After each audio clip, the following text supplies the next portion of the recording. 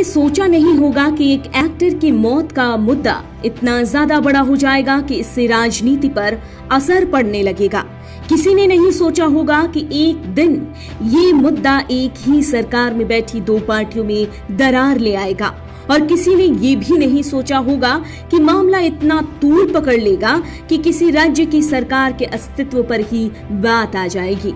हम बात कर रहे हैं सुशांत सिंह राजपूत मौत मामले की, जो मुद्दे से भटकता दिखाई पड़ता है और इसके अलग अलग एंगल निकल आए हैं। तो दूसरी तरफ महाराष्ट्र सरकार में बैठी गठबंधन की पार्टियां आपस में ही लड़ती झगड़ती और नाराज दिखाई पड़ती हैं। दरअसल सुशांत मामले में लगातार बोलने वाली कंगना रनौत और शिवसेना नेता संजय राउत के बीच की जुबानी जंग बीएमसी की कार्रवाई पर आकर रुक गई।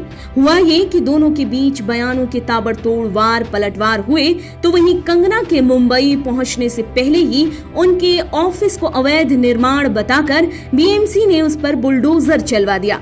कांग्रेस के खिलाफ इस कार्रवाई को शिवसेना के पलटवार के तौर पर ज्यादातर लोग देखते हैं। वहीं बीएमसी की इस कार्रवाई के बाद और शिवसेना नेता संजय राउत के कंगना पर की आपत्तिजनक टिप्पणी के बाद शिवसेना की काफी किरकिरी हुई, बल्कि खुद राष्ट्रवादी कांग्रेस पार्टी के प्रमुख और महाअघाड़ी के सहयोगी नेता शरद पवार ने इस कार्रवाई पर नाराजगी जाहिर की। कंगना पर किए इस एक्शन के बाद मुंबई में बीते बुधवार को महाराष्ट्र की महाअघाड़ी सरकार ने मंथन किया। मीडिया में जब मामले ने तूल पकड़ लिया और उद्धव सरकार विवादों में घिर गई, तब शरद पवार उद्धव ठाकरे से उनके आधिकारिक आवास पर उनसे मिले। इस दौरान संसदीय कार्य मंत्री अनिल बरब भी मौजूद रहे। कहा तो ये भी जा रहा है कि कंगना रनौत के मुद्दे पर शिवसेना के स्टैंड के संबंध में एनसीपी और शिवसेना में मतभेद जैसे हालात हैं। इसी वजह से दोनों पार्टियों की ये मीटिंग हुई। कहा जा रहा है कि बैठक में पवार और उद्धव के बीच इस तरह का फैसला किया गया कि महाअघाड़ी मुंबई बीएमसी की कार्रवाई में किसी भी तरह का दखल नहीं देगी। सरकार ने ये भी तय किया कि कंगना के ऑफिस में हुई कार्रवाई के मुद्दे को कोई तरजीह नहीं दी जाएगी। सुशांत मौत मामले की जांच और पूछताछ को लेकर मुंबई पुलिस पर सवाल खड़े किए जाते रहे हैं, तो वहीं अब कंगना वाले प्रकरण के बाद बात सरकार पर आकर थम गई है। ऐसे में लगता है कि अब इस बार इस गठबंधन वाली सरकार का गिरना तय है। देखने वाली बात यह है कि महाराष्ट्र के गृह मंत्री अनिल देशमुख को कंगना से जुड़े विवाद पर उनके रुख के लिए फिर से उन्हें धमकी वाला फोन आया।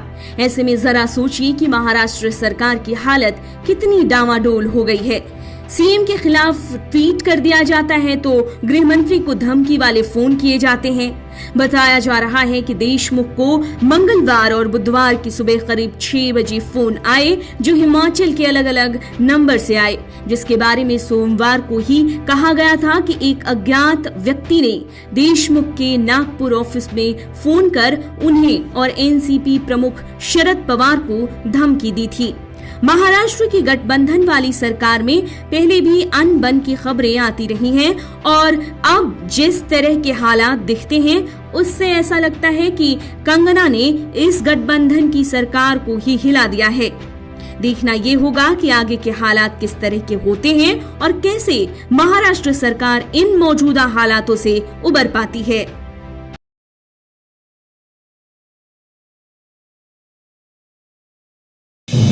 आप देख रहे हैं नेटरिक न्यूज, साहस सच कहने का।